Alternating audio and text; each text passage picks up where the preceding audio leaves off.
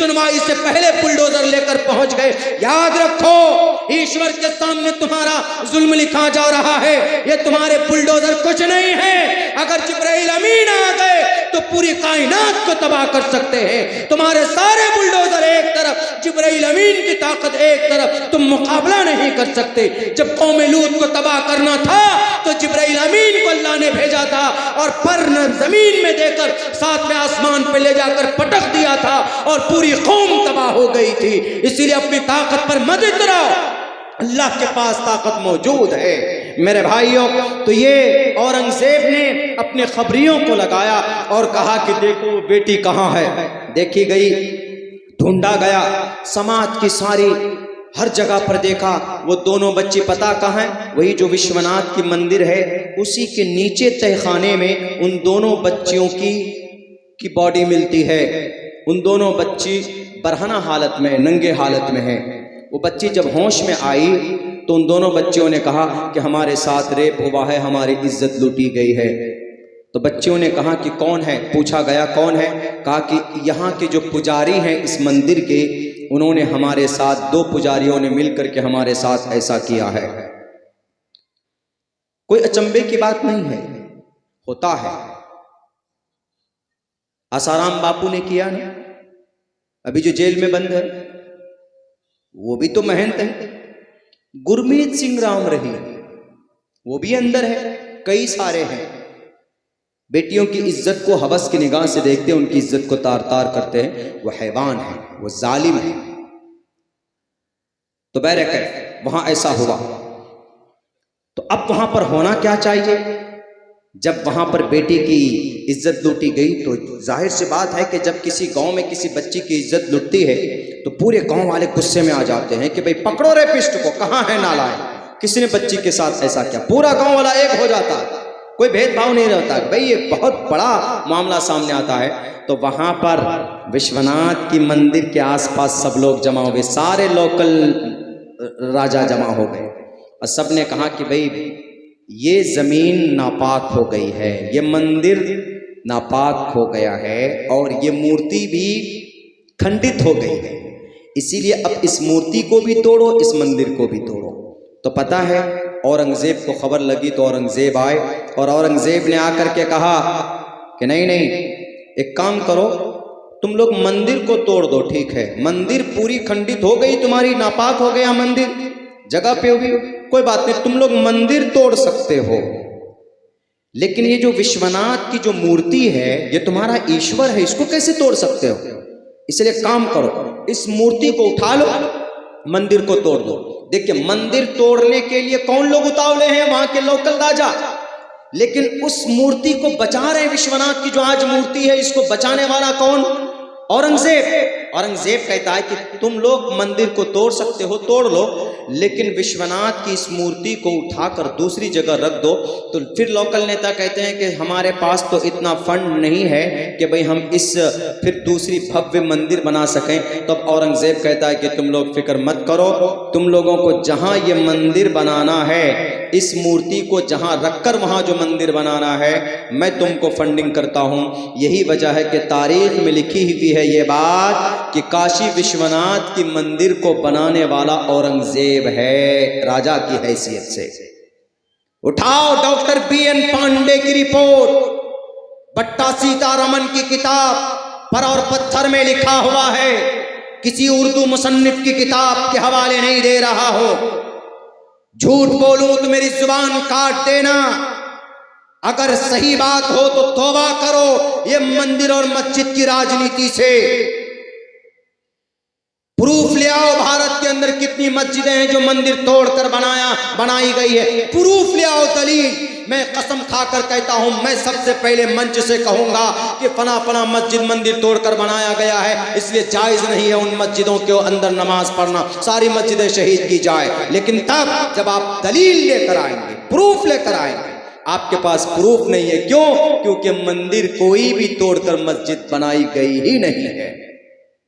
ताकत के बलबूते पर कब्जा करते चले जा रहे हो ना, ताकत सब पूरी दुनिया देख रही है। यही औरंगजेब जब अब मुंगेर आया, ये मुंगेर बिहार, वहां सीता कुंड है, मैं गया हूं सीता कुंड में। सीता कुंड है, पानी गर्म आता है। उस सीता कुंड में 70 बीघा जमीन अलॉट की है औरंगजेब ने। कामाख्या के अंदर मंदिर बनाया गया, उस मंदिर को बनाने वाला औरंगजेब राजा था। राजा के कानून में लिखा होता है कि वो सिर्फ मुस्लिम का राजा नहीं होता, अगर कोई मुस्लिम राजा है, या अगर कोई हिंदू राजा है तो वो सिर्फ हिंदू का राजा नहीं होता, बल्कि राजा के कानून में होता है कि भाई सबको साथ लेकर के चले, सबको। तो कामाख्या जब गए आसाम, गुवाहाटी से पहले कामाख्या मंदिर है, उस मंदिर को बनाने वाला औरंगजेब, और उज्जैन के अंदर महाकाली की मंदिर बनाने वाला औरंगजेब, काशी विश्वनाथ की मंदिर बनाने वाला औरंगजेब। फिर कौन है वह इंसान जो कहता है कि औरंगजेब बड़ा, बहुत ज्यादा मुतशद्दिद था, औरंगजेब बहुत बड़ा धार्मिक था। धार्मिक होना अलग बात है, लेकिन उस धर्म की वजह से किसी हिंदू का अपमान नहीं किया, किसी हिंदू को नहीं मारा, किसी मंदिर को नहीं तोड़ा, किसी मंदिर को तोड़कर मस्जिद नहीं बनाई। कयामत की सुबह हो सकती है, तुम साबित नहीं कर सकते भारत के अंदर में वो लोगों जो मंदिर और मस्जिद की राजनीति करते हैं। अरे तो वो तो 500, 600, 700 साल की बात है। अरे जब से हमारा देश आजाद हुआ है तब से लेकर अभी की बात करो कि हमारा देश कैसे तरक्की करेगा, हमारे नौजवानों को कैसे रोजगार मिलेगा, हमारी समाज की बच्चों की इज्जत कैसे महफूज होगी, ट्रेनों के अंदर में सारा सिस्टम कैसे अच्छा होगा। समाज के अंदर में पढ़ा लिखा तबका अभी बेरोजगार है, सिर्फ उनको कहते हो कि ये कोर्स करो, ये करो, ये नौकरी देंगे, वो नौकरी देंगे, तुम लोग हमको वोट दे दो, 15 लाख रुपए दे देंगे। झूठे हैं, झूठे, एक नंबर के झूठे हैं, ये सिर्फ झूठ बोलते हैं। जबकि श्रीमद् भगवत गीता में श्री कृष्ण जी ने कहा है, अहिंसा सत्यम करोदस्तयागा, जुल्म के रास्ते को मत अपनाओ, अहिंसा सत्यम, हमेशा से सच बोलो, झूठ मत बोलो। और जो आदमी जितना बड़ा होता है उसको उतनी ही संभल कर बात करनी चाहिए। करोदस्तयागा, और गुस्से में आकर किसी टोपी और दाढ़ी वाले को मत मारो, गुस्से में आकर किसी मदरसे को शहीद मत करो। अगर ये मदरसा ना होता तो बताइए इस देश में आजादी मिल सकती थी? बिल्कुल नहीं मिल सकती थी। इस देश के अंदर आजादी के लिए सबसे पहले मैदान में कौन आया? यही करीब के अंदर, मुर्शिदाबाद के अंदर, बंगाल के अंदर, वो 1755 के अंदर अली वर्दी खान, और 1757 के अंदर उनके नाती नवाब सिराजुद्दौला आए, मदरसे के अंदर कुछ तालीम हासिल की थी। 1799 में शेर मैसूर टीपू सुल्तान रहमतुल्लाहि अलैह, वो इतना बड़ा नेक और मुत्तकी और तकवा वाला इंसान था कि 40 साल तक उनकी नमाज कभी भी कज़ा नहीं हुई है। औरंगजेब रहमतुल्लाहि अलैह की डेली 2 पारा कुरान करीम तिलावत करता था, तब जाकर वो मैदान में निकला करता था। लेकिन इस देश को बचाने के लिए शहीद हो गया, लेकिन कभी भी अंग्रेज के साथ में सौदा नहीं किया है। उसके बाद 1831 के अंदर मौलाना सैयद अहमद शहीद बरेलवी रहमतुल्लाहि अलैह 50 लोगों को लेकर बालाकोट की पहाड़ी में जाते हैं, शहीद हो जाते हैं, लेकिन इस देश को झुकने नहीं देते हैं। उन तमाम को छोड़ो,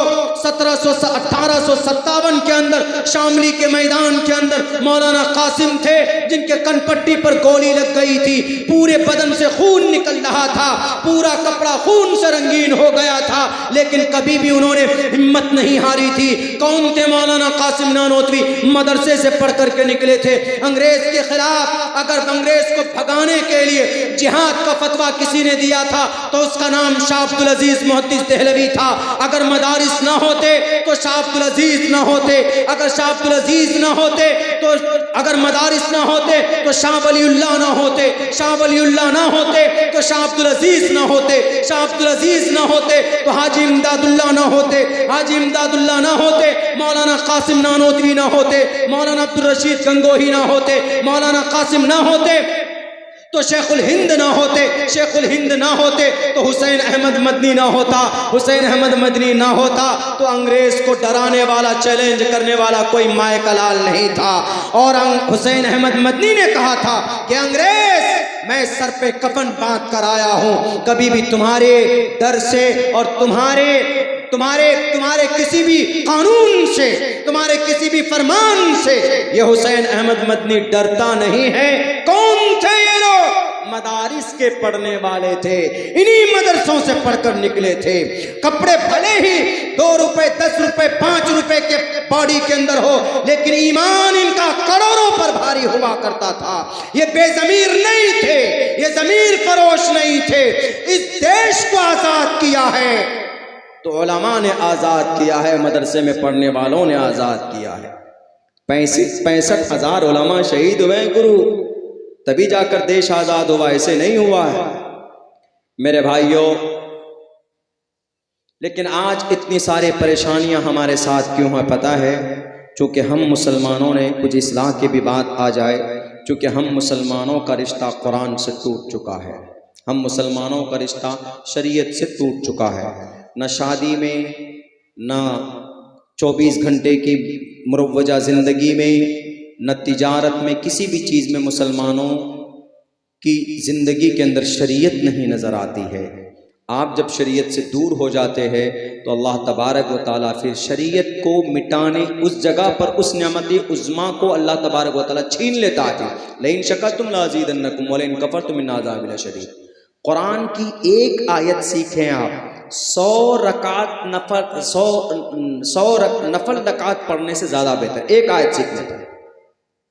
मेरे ख्याल से अगर मैं यहाँ ये कहूँ कि भाई हमारे नौजवान माएँ बहनें भी, हमारे नौजवान भी अगर यूँ कहो कि भैया सूरह फातिहा कितनों को याद है, मेरे ख्याल से शायद 15 या 20 निकलें जो हमको सूरह फातिहा सही सुना सकते हैं। गाँव समाज में मदरसे में पढ़ने वाले बच्चे तो सुना देंगे अल्हम्दुलिल्लाह, लेकिन हमारे नौजवान ने कुरान की एक हर्फ पढ़ने पर कुरान करीम का पता है 10 नेकियां मिलती, पता है 10 नेकियां एक हर्फ पर।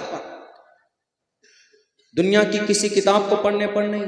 सलमान खान शाहरुख खान की फिल्म याद करने पर है ना, छिताई होगी, बंदर की तरह लाल कर दिए जाओगे मेरे साथियों कल क़यामत में। लेकिन अगर कुरान की एक आयत भी अगर आपके सीने में है तो अल्लाह के नबी की हदीस है, उस सीने को जहन्नम की आग छू नहीं पाएगी जिसके सीने में कुरान की एक आयत भी याद है। तो आज कहाँ है हम? हमारा रिश्ता कुरान से टूटा है कि नहीं टूटा? बिल्कुल टूटा।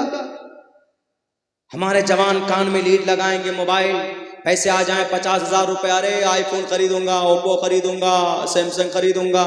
क्या करोगे जी? फेसबुक बना, वो सेल्फी, ये वो, पैसा थोड़ा आ जाए तो पुड़िया, कोरेक्स चल रहा है अभी तो, शराब में पूरी जिंदगी हमारे नौजवानों की खत्म हो रही है। अब मदरसे में भैया थोड़ा चंदा दे दो तो 100 रुपए दे दो, 50 रुपए दे दो तो नानी मर जाती।